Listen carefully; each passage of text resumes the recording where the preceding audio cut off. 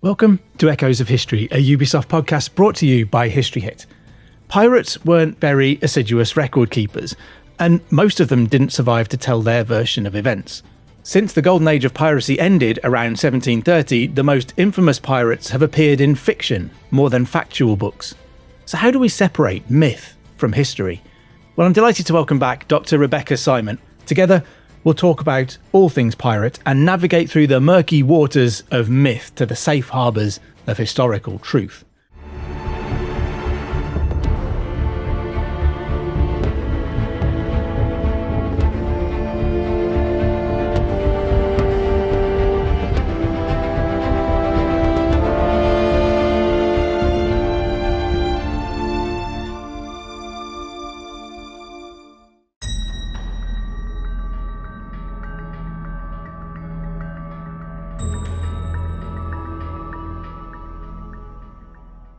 Welcome back, Rebecca. We're here to talk about pirates again, and thank you very much for joining us for this one. You're most welcome. Thanks for having me again. I'm super excited. You mentioned, we were chatting a little bit before we started recording this, and you mentioned that you're looking forward to this one because you like destroying everything that people think they know about pirates. So brace yourselves, because Rebecca is going to spoil all of your pirate dreams. Yep, I won't lie. It's what I do. I do pirate videos on TikTok, and in my profile, it says it right there, destroying everything you love about pirates. It doesn't mean I don't love the myths. That's what I want to put out there. I love the mythology behind it. But I also love being like, actually. Well, that's what we're going to try and get at today. I'm going to talk through some myths that I think I know about pirates, and you're going to tell me all of the ways in which I'm wrong. Black Flag tries to base itself as much as it can in the reality of pirates. So we get Nassau as the real pirate hangout. We encounter real pirate captains. And they're not kind of wrapped up in too much of the legends that can swirl around some of these figures. So in particular in the game, Blackbeard is referred to in the game as Edward Thatch, whereas we normally call him Edward Teach, but there's belief that that's a mistake from a printed newspaper at the time and that really his name was Edward Thatch. So Black Flag is trying to confront and counter some of those myths. So what I want to do today, as I say, is work my way through some things that I think I know, and you can tell me where I've got them wrong. And I guess the first thing we can deal with is the thing that comes from the game's title. It's called Black Flag. So there is this idea that pirates use the Jolly Roger, a skull and crossbones, a white skull and crossbones on a black flag. Is that true? Yes, it was true, to a point. So pirates have always sailed under flags, and this is because partly is maritime law. Maritime law required ships to identify themselves. They all had to sail under a flag. And so pirates did the same. Now, in the 17th century, they sailed under two flags. They sailed under either a red or a black flag, and they weren't always decorated. Sometimes they would have a skull and crossbones on it. Usually the red flag would, and that's because when they raised the red flag, it meant no quarter. And what this means is no mercy if we attack. Absolutely no mercy. The black flag meant we will give quarter, meaning we will negotiate. We will give mercy. We're not there to necessarily kill. Over time, the red flag went out of fashion. And this is because actually pirates started becoming a bit less violent, especially as pirates were increasing and things were cracking down a little bit. The idea was pirates wanted to get in, get out as fast as possible when robbing a ship. And plus also if there's fighting and if there's deaths, it's going to hurt them too. So this is when the black flag is going to become pretty common. And so a lot of these black flags, some would have, a lot of them did not have skull and crossbones. Many of them actually kind of had portraits of self-portraits of the captain. Sometimes with symbols like a bleeding heart or a dagger through a heart, because it was a way for specific pirates to identify themselves. But, and this is how people knew that they were about to get attacked by a pirate. The point of the flag was to intimidate those they were going to attack to surrender. We tend to have this image of a ship spotting another ship that's flying the black flag with the skull and crossbones or the skull and crossed cutlasses or something like that. And obviously that immediately causing panic, which, understandable, you're about to get boarded by pirates maybe. But it's interesting that the black flag is kind of the less threatening one, at least while the red flag is around. The red flag is surely the one that would really cause you panic. Yeah, exactly. So in that case, people are going to try to surrender immediately, or they're going to have to prepare to fight. But that really depends on the ship that they're sailing. Not all ships were built for fighting. Some of them didn't even have weapons on board because they weren't authorized. That would be certain merchant ships. Some of them might have. There might be some military ships or naval ships that some pirates were able to fight because they happened to have a large enough ship. But that was pretty rare. The pirates we've heard of are the pirates who had those large ships, like Blackbeard or Sam Bellamy, Bartholomew Roberts, those types of pirates. But most of them had maybe medium-sized ships with some cannons, and they had their weapons. And so most people that they would rob did not have defenses like that. And so, yeah, the whole idea is if we don't surrender, they will kill us. And they very much can if they're sailing under this red flag. So we'll give them what they want, anything they want, just to get us away. Ships were insured. So, if they lost out on goods, they could file claims and everything like that. So not worth losing your life over. And where does the term Jolly Roger come from? So these pirate flags are quite often called the Jolly Roger, which sounds nice and friendly. Obviously isn't really nice and friendly. We're not positive where the term Jolly Roger came from, but it looks like there are kind of two origins. One is that the original phrase used was Joli Rouge, or happy red, essentially. And this was to describe the red flags. And so because they were bright red, that's kind of how people began to sort of refer it. That is a possibility. And then there's also the fact that in British slang, Old Roger was kind of the name used for the devil. So it's probably kind of an amalgamation of these two phrases, Jolly Roger, devil, but maybe kind of facetiously as a way, pirates almost making a joke out of it. But it's most likely kind of both of these legacies of flags and phrases kind of just coming together over time. Yeah, interesting. The Old Roger one sounds really interesting, doesn't it? When you think of several of the pirates, that idea of toasting death or fighting, working with death or with the devil, the fact that they were on jolly terms with the devil could be an explanation for that, I guess. One thing that we don't see too much of in Black Flag, which makes me think that maybe this is a myth, is pirates with peg legs and eye patches, which is, an iconic image of a pirate with a half a wooden leg and an eye patch over one eye. So apart from there's the fictional Long John Silver in Treasure Island, do we actually know of pirates who had those kind of injuries or maybe other, serious injuries?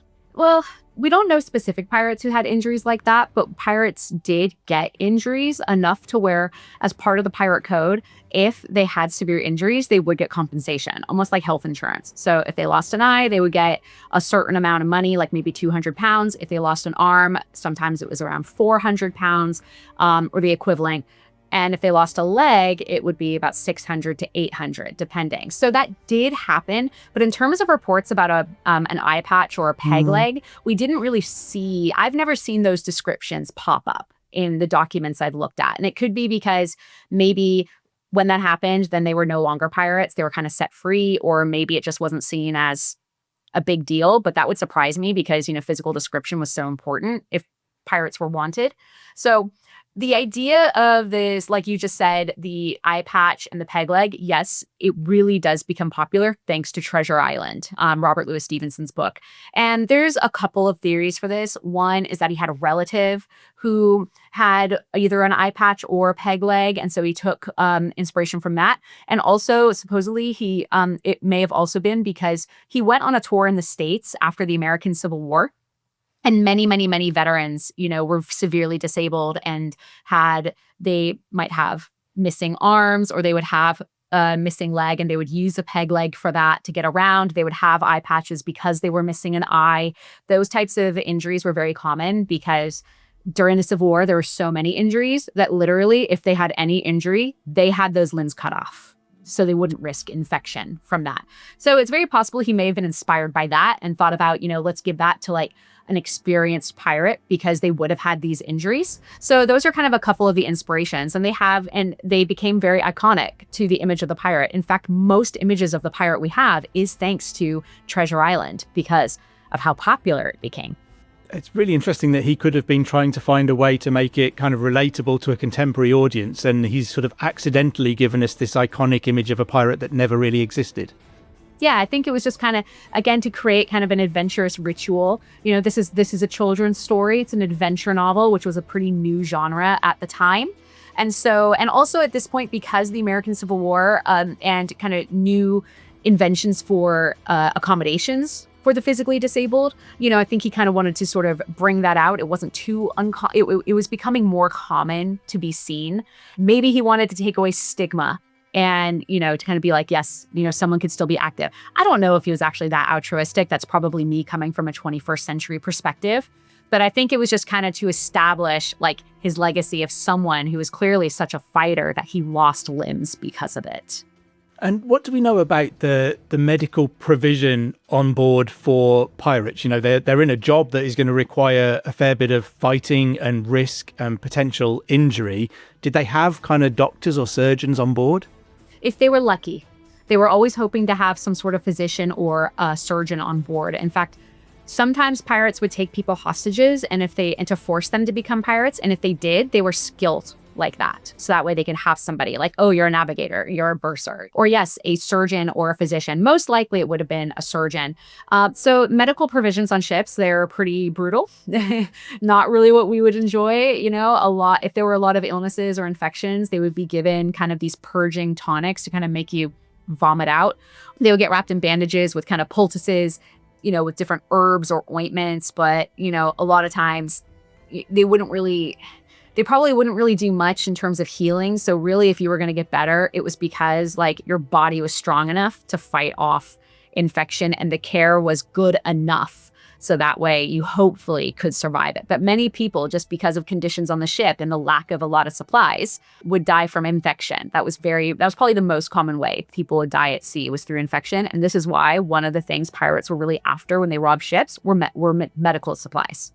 So that way they could try to continue replenishing quite a bit.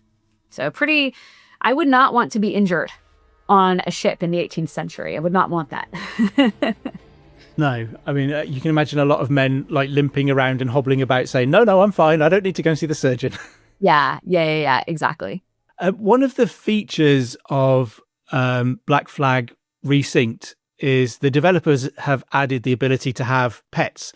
So maybe, again, not the iconic pirate talking parrots necessarily, but players will be able to get pet monkeys or pet cats on board the ship.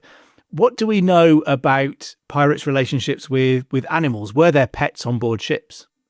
So specifically about pirates, we're not quite sure, but like sailors in general, yes, there would be pets on board in several cases. And remember, all pirates were sailors, so I'm including them in this population, of course.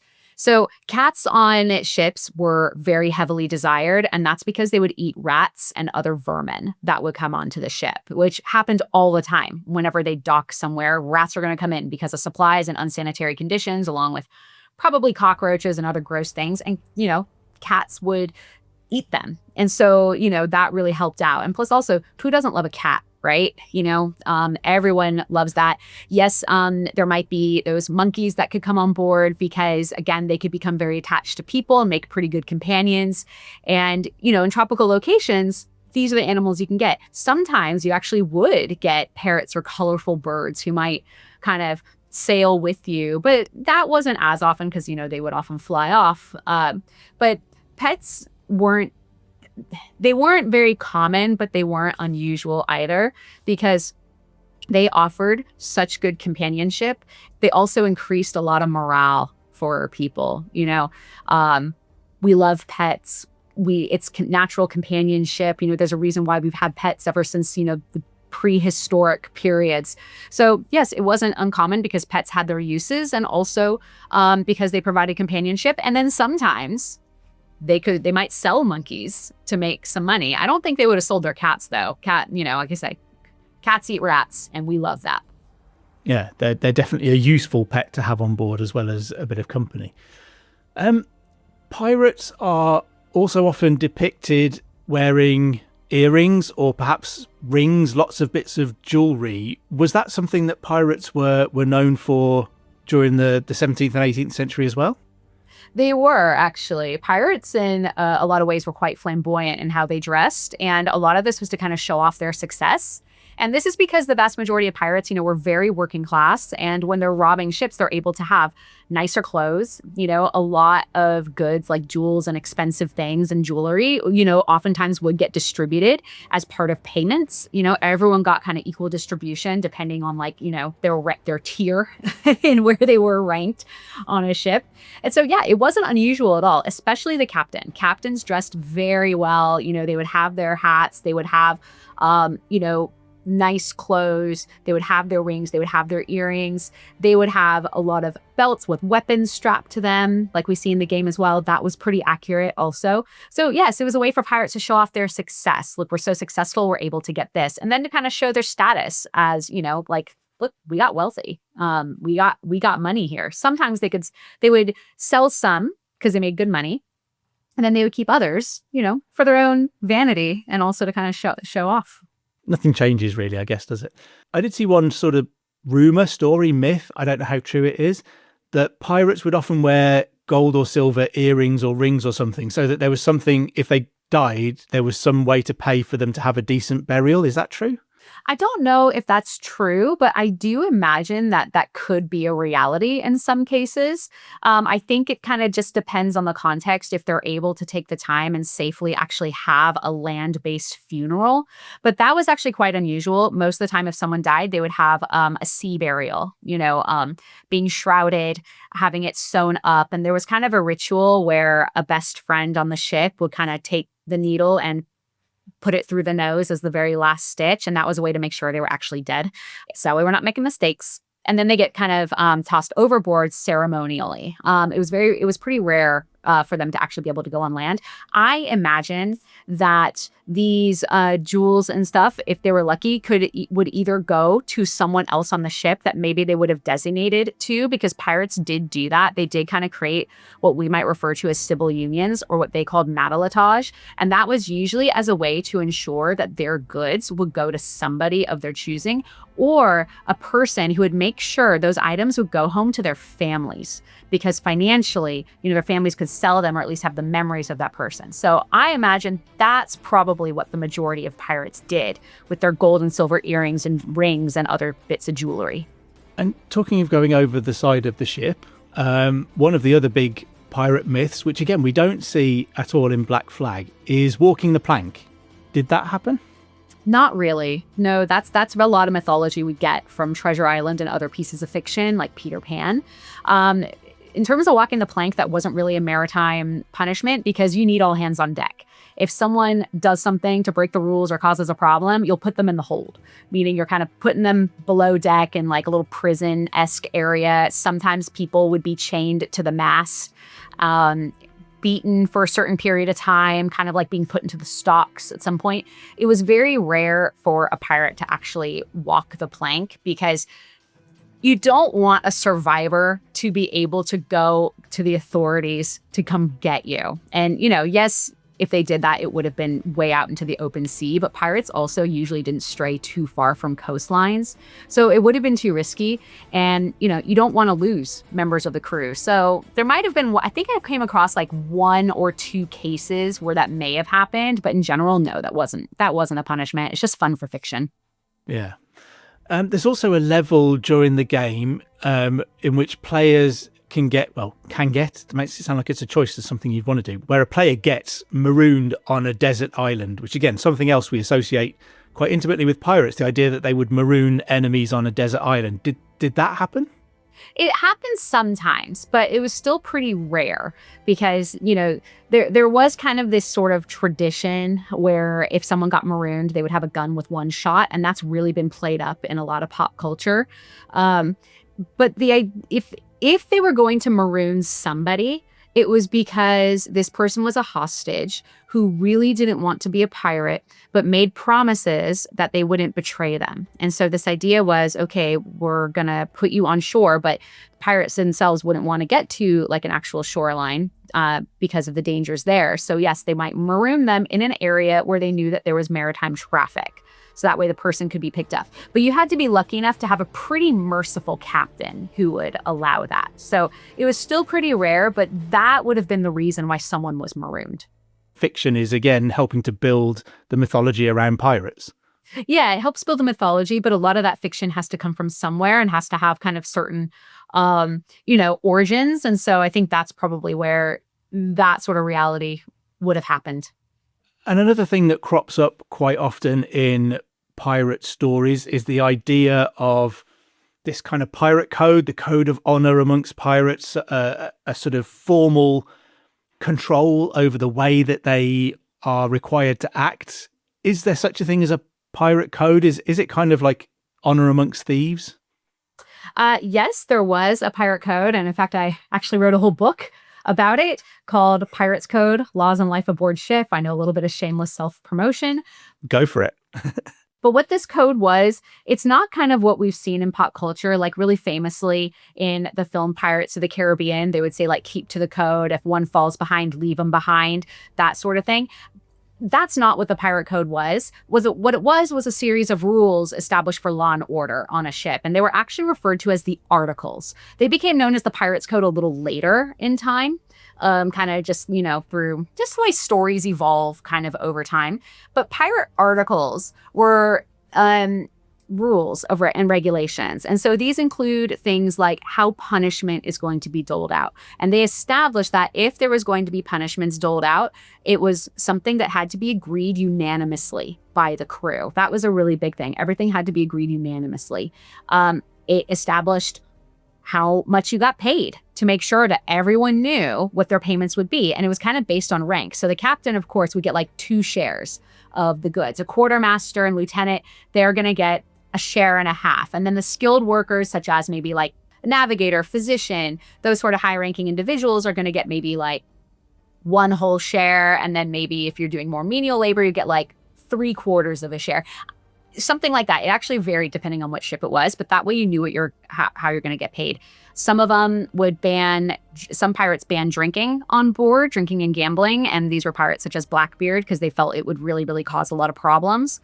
There were also some that stipulated that they banned women on board, and this was Blackbeard. He banned women and boys.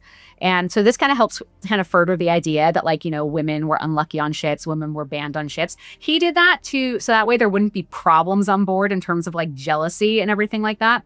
In terms of boys, probably meaning sexual relations at the time. So I'm guessing that's probably what both of that was at the time.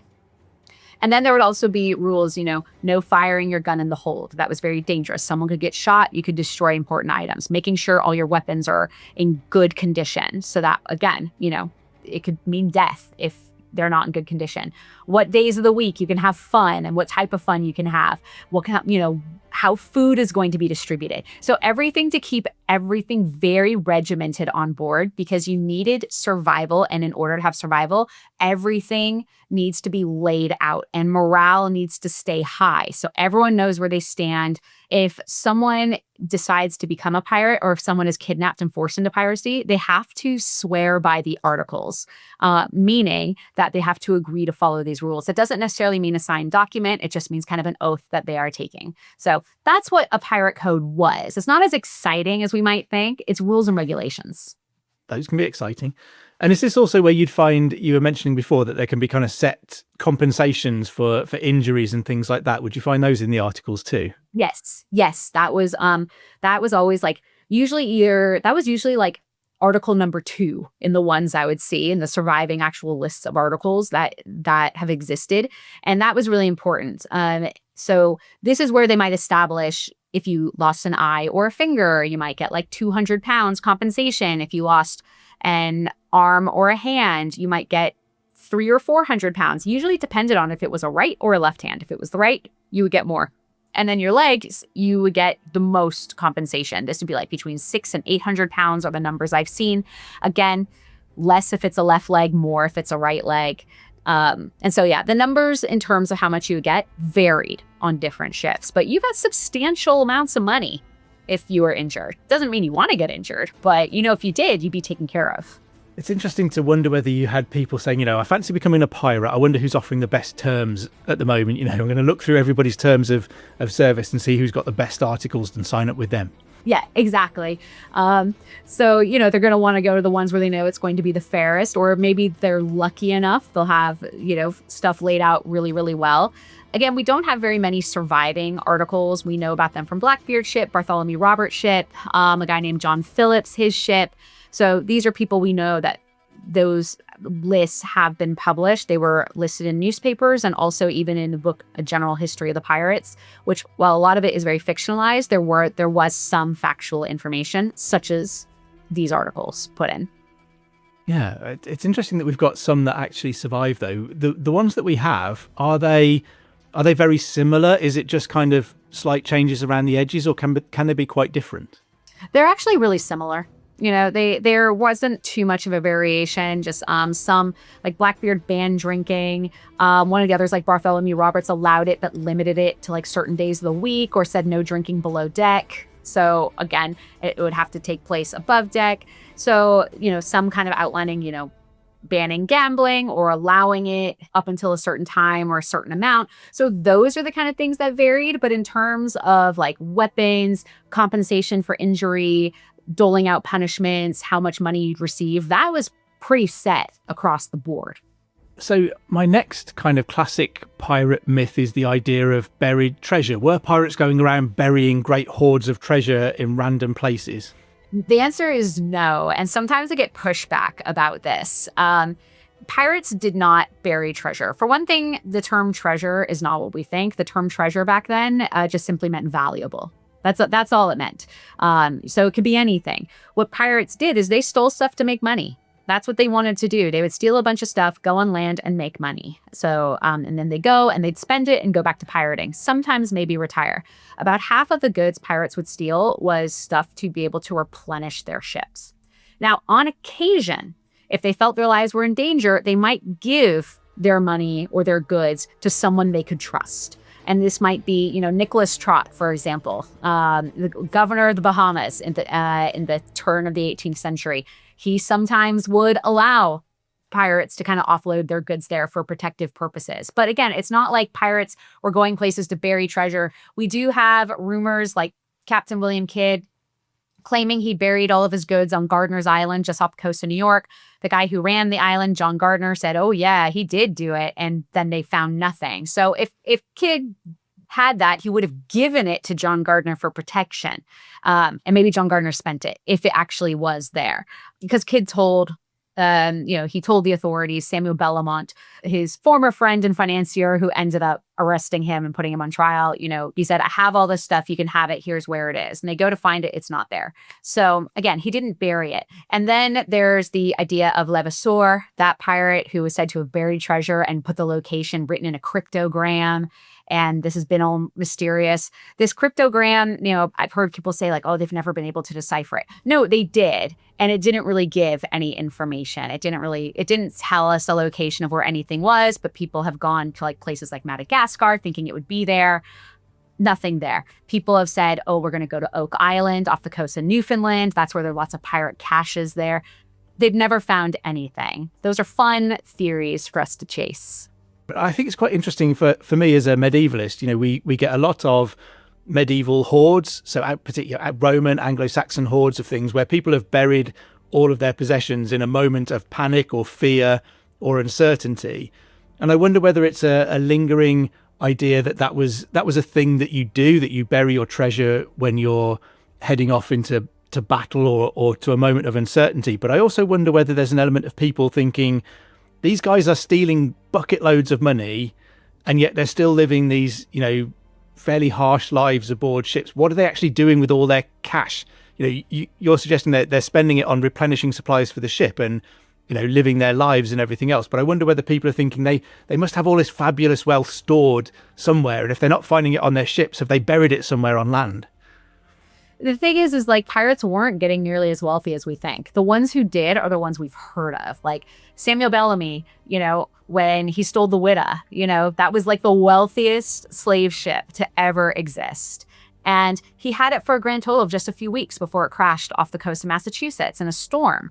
Bartholomew Roberts, he was also known to be one of the wealthiest pirates to ever live. But again, he died in battle and his goods were confiscated. So Blackbeard, he took La Concorde, another slave ship, renamed it the Queen Anne's Revenge. And, yes, that had a lot of wealth on it and he got a lot of goods on it. But ultimately, he takes a part in at some point, and he also will get captured and he'll get killed in battle. So these really, really wealthy pirates are very few and far between. Most pirates would make enough money to either have a good time while they were on land, usually spending it in taverns, like on drinks, on women, selling goods to maybe send home to families, or or again, like you just said, yes, to kind of repair the ship or get other goods for the ship to replenish. Some pirates, they would hopefully be able to make enough money so they could go home and retire, or at least let their family live comfortably, pay off debts, that sort of thing. But the vast majority of pirates, they did not get wealthy. There's a reason why they kept going back to pirating. They weren't making enough money to bother saving it. Hence, they're going to spend it. Or if they do, it's going to get sent home. And maybe if they choose, they'll be like, that's all I wanted. I'm going back home. I'll get legitimate work, pay off debts, have a good nest egg. These situations, that was very much the average pirate. So I guess if we're saying pretty much a no to burying treasure, then we shouldn't really be thinking about treasure maps with X marking the spot where the buried pirate treasure is. There have been some documents that have popped up, people being like, oh, yes, this is the treasure map. Like there was the Palmer map of Captain Kidd that popped up in like the turn of the 20th century, where it stated like, oh my gosh, here's a map showing where Captain Kidd buried his treasure. It's here in the South China Seas. And, in the 1950s, there was even a big expedition that was funded, which never actually went through. And it turned out that map was actually a fake.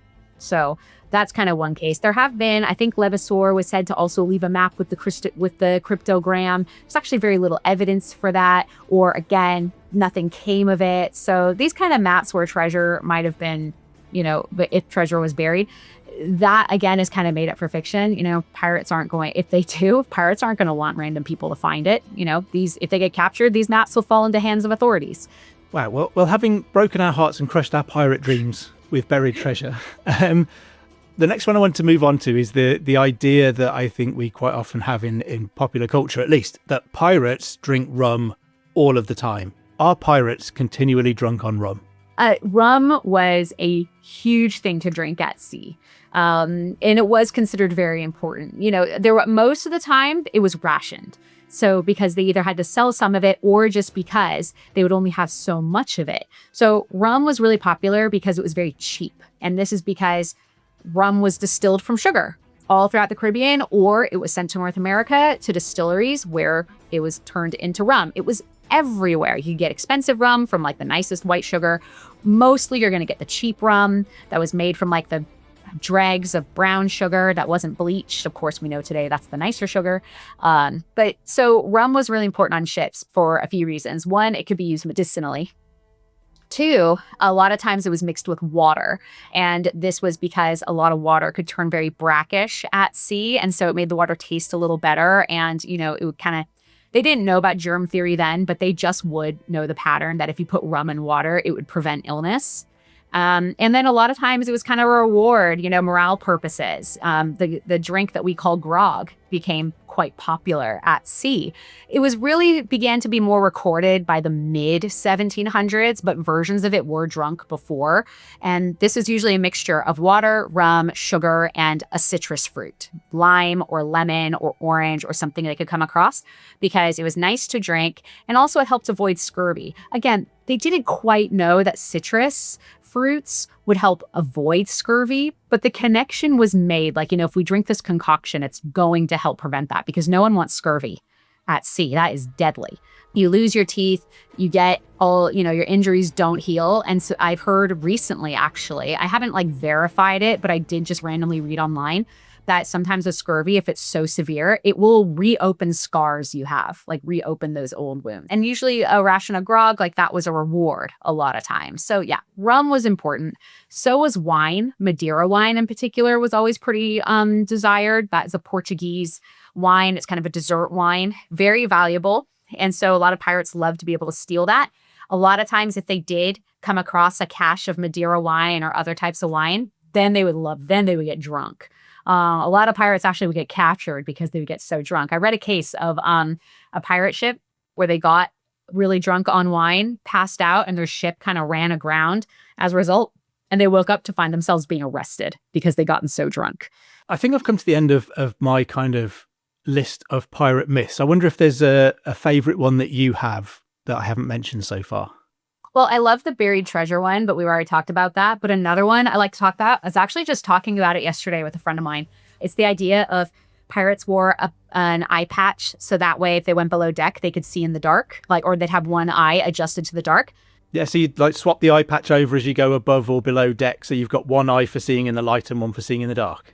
So I'm not sure where this idea came about, because this, I think, is actually more of a myth. If pirates wore an eye patch, it was because they had an injury. Because, here's the thing. You put on an eye patch, you lose your depth perception. And that alone is going to make it difficult to get below deck. The lighting is going to be, generally, there will be portholes and there will be lanterns. So you can see if you go down there for the most part. So that's actually... That's actually more of a myth. I don't want to completely say it's a myth, but it's not been confirmed that it could work. It seems that a lot of the myths that we've talked about kind of do have a kernel of truth somewhere, even if it's a really, really tiny kernel in some of those cases. And I'm interested in why you think so many of these tropes have become what we know pirates for. So we've talked about pirates having a fairly democratic way of life, having lots of structure on board ship. They divided up loot between everybody. They were able to choose their own captains. They preferred to avoid a fight if they could. The black flag meant that they were going to give quarter. Why is it that you think those aren't the things we know pirates for, and we tend to associate them much more with the kind of ruthlessness and a lot of the myths that we've been discussing today? Well, first, it's because there were some pirates who really did kind of depend on having a reputation as being ruthless. And this was a way to get people to surrender quickly. So Samuel Bellamy was all about using really shocking intimidation to get people to surrender. He and many of his crew, they would attack ships naked to kind of stun people into surrendering. Blackbeard, he had a long black beard. He put lit fuses into to have smoke kind of coming off of him, long black hair. And this really defied social standards of the time of what a gentleman should be, which is hair tied back, clean shaven. And so this is a way to scare people into surrendering. There were some ruthless pirates. There were some. Charles Vane was known to be very brutal and to kill people and being very violent in his attacks.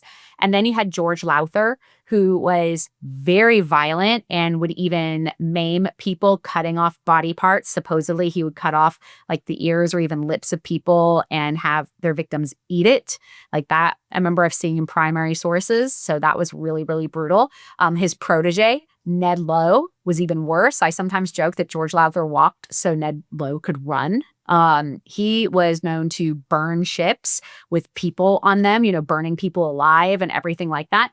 But these are very few. These are the exceptions to the rule. It's very rare for pirates to be violent like that. But these are the stories we hear. These are the stories that get built up. Newspapers back in the 18th century, they wanted to make money too. They would exaggerate their stories just like we do today. So over time, these exaggerations are going to turn into pretty exciting fictional tales. That's the stuff we like to read. We like the lurid stories. That's what's more interesting. I say sometimes that if we watched a movie or TV show or read a book, all of which were historical fiction, and they kept everything to be 100% accurate, it would actually be kind of boring in a lot of ways. I think it's also interesting to wonder what kind of influence people like, J.M. Barrie with Peter Pan and Robert Louis Stevenson with Treasure Island have as writers who come along a bit later, but paint what has become the iconic image of pirates for us, often as the bad guys, as people to be scared of. Yeah, so this was kind of a way to kind of build up this adventure novel sort of situation. You need to have your villain, but also the way that these pirates were written, both in Treasure Island and Peter Pan, it's yes, they were the villains, but you were still kind of rooting for them in a way. Because, for instance, Long John Silver, he starts off as a good guy. He's mentoring Jim, the main character, the boy on the ship. He's acting as a father figure. Jim's Hawkins' father had died in the book beforehand. So he sees Long John Silver as this father figure. So you like him at first. And so as a result, when he becomes the villain, it's just as shocking for you as it was for Jim. But at the same time, you've already had these feelings of kind of liking him. And so you're going to stay pretty emotionally invested here. Captain Hook, he's frightening, but he's kind of a comical figure, with like the hook for a hand, kind of bumbling around a little bit, Peter Pan being able to outsmart him. So he's kind of comical in a way, and you can laugh at him, and that takes away some of this intimidation. It keeps him as a pirate, and pirates are these big figures, but he's less scary as a result. And so there's ways we're able to kind of become a bit emotionally invested in pirates. And so this is over time kind of how we've become so fascinated with pirates, is by building this emotional investment that's really been portrayed even more visually so, of course, in film, such as the 1950s version of Treasure Island with Robert Newton. Brilliant depiction. And that's actually what gave us the pirate accent, as we've heard. It was his accent, Robert Newton's accent, that he really heavily exaggerated because he grew up in maritime towns and kind of exaggerated a lot of those accents. And then, of course, we get Johnny Depp's Jack Sparrow, which has become iconic, one inspired by a lot of kind of very, kind of flamboyant pirates of what we talk about, showing off all of his goods, but also he created his own interpretation based on rock stars, such as Keith Richards, for example, famously so. So, it keeps us invested in pirates. They're funny, they're frightening. It kind of really, who doesn't like all those combinations when we're reading or watching something? We love a villain we can sympathize with a little bit, or we love a villain we can connect with. And I think a lot of times, because of this, you're able to connect to these pirates. It really does lean into that idea that they're complex. They're not the simple bad guys. They're not all bad all of the time. There's much more depth going on. There's much more motivating them than we think there might be. And I guess that's why they stick so hard in the popular imagination. It's why most of us love pirates. Mm-hmm. Yeah, exactly. And, it's not, and in some ways, it's not too different from the motivations of real pirates, get rich, frighten people into doing it. There were some people who were really fascinated by pirates back in the 18th century because a lot of them had been very working class and were able to actually become pretty financially, I don't want to say wealthy, but financially well off, maybe, able to pay off debts, that sort of thing, which was practically unheard of for people of the working class during the 18th century. So, there were some people who kind of were like, yeah, they're kind of cool figures. Who are these guys? Yeah, I guess there's a bit of romanticism in breaking free from the system that still kept so many people held where they might not have wanted to be. Mm-hmm. Yeah, exactly. Well, this has been absolutely fascinating. I hope not too many people are currently crying from having all of their myths about pirates destroyed. We always end on the chance to step into the Animus. So for this episode, I mean, you've been in the Animus already. This episode, I'm going to allow you to go back and get yourself one definite answer to a pirate myth, whether it's true or whether it's not. Which pirate myth would you like to have a definite answer about? I would love to have a definite answer about the buried treasure. I would love to know if something was ever really discovered. I think that would be so exciting. And I think it would actually really upend kind of like a lot of the study of pirates, because, there are a good amount of us who study piracy academically. And I think it would kind of create so many new theories, kind of like when Richard III's body was found in a car park. Was it Richard III or Richard II? I remember it was my first year doing a PhD when that happened at King's College London. And I remember how huge of a deal that was. I think finding buried treasure would actually have a similar effect academically, because it would kind of change the way we looked at them economically, and also motivationally. And then, of course, pop culture and, the online pirate communities will have an absolute field day about it. So I think it would be really interesting if something was actually found, and I'd be the first person to say, well, turns out it was true after all. And also, you might know where there's some buried treasure, so we can stay friends. Yeah, exactly. This has been an absolute joy, Rebecca. Thank you so much for joining us for these special episodes about pirates. I feel like I've got to know the world of the pirate a little bit better, and there's so much more to learn. So hopefully people will acquaint themselves even more with some of these really, really interesting pirate stories. You're most welcome, and thank you so much for having me on. This has been an absolute blast. Thanks for watching this episode of Echoes of History. If you enjoyed this video, don't forget to like and share with your friends, and subscribe for more interviews with experts about the real history that inspires Assassin's Creed. I'll see you next time.